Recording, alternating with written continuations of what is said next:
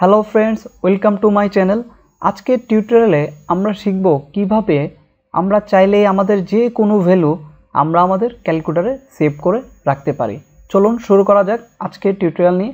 প্রথমে আপনাকে ইনপুট দিতে হবে যে মানটি আপনি সেভ করে রাখতে যাচ্ছেন। আমি एग्जांपल হিসেবে দিতে যাচ্ছি 1 2 3 4 5 6 এই মানটি হচ্ছে আমার ক্যালকুলেটরে আমি সেভ করতে চাচ্ছি।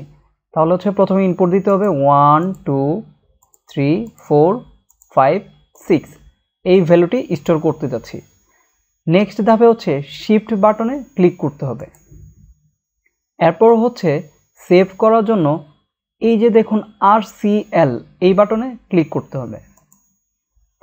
এখন আপনি কোথায় স্টোর করবেন, এখন হচ্ছে ভেরিয়েবলের ইনপুটটি দিতে হবে। এই জায়গায় খেয়াল করুন ABCD আপনি যে কোনো হচ্ছে একটি ভেরিয়েবলে আপনার মানটি রাখতে পারবেন।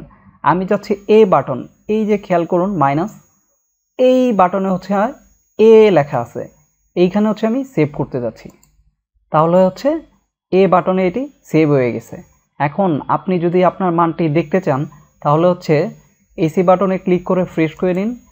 এরপর হচ্ছে RCL এই বাটনে ক্লিক করুন। এখন আপনার মানটি কোথায় সেভ করেছেন, এই যে এ বাটনে ক্লিক করুন। দেখুন আপনার মানটি অলরেডি সেভ হয়ে গেছে।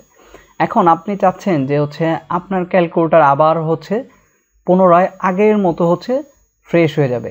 সেই জন্য যেটি করতে হবে শিফট বাটনে ক্লিক করতে হবে। এরপর এই যে 9 এর উপরে লেখা আছে ক্লিয়ার, এইখানে ক্লিক করতে হবে। এখন লেখা আছে 3 মানে হচ্ছে অল, যত সেটিং আছে সবগুলি কি হয়ে যাবে আপনার ক্লিয়ার হয়ে যাবে। এরপর হচ্ছে আমি 3 বাটনে ক্লিক করব অল। এরপর ইয়েসের জন্য জাস্ট এই জায়গায় ইকুয়ালে ক্লিক করবেন, সাথে সাথে হচ্ছে ক্লিয়ার হয়ে গেছে। এখন খেয়াল করুন RCL বাটনে ক্লিক করি, এরপর এ বাটনে ক্লিক করি, নাই আগের ভ্যালুটি অটোমেটিকলি হাইড হয়ে গেছে। তাহলে শিখে গেলাম কিভাবে হচ্ছে আমরা চাইলেই ক্যালকুলেটরে আমাদের মানটি সেভ করতে পারি।